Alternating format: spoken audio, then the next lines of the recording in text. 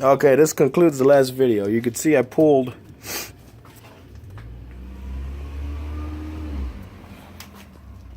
the light out for the turn signal, and it's a little crusty looking. Swap it out. Got the new bulb here.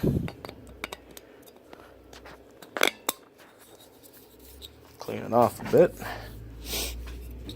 What I do with my plug? The plug is somewhere here. Let's see. Plug it in.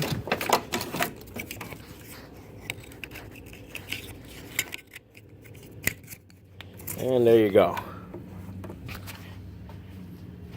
Lighten up as it should with all the other ones. Fog lights are off right now. I don't have the lights on.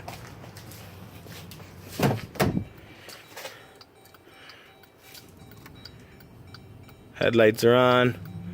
Fog lights are on.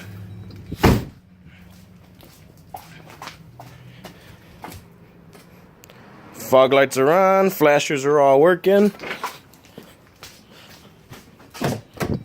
Turn the fog lights off now. Headlights off.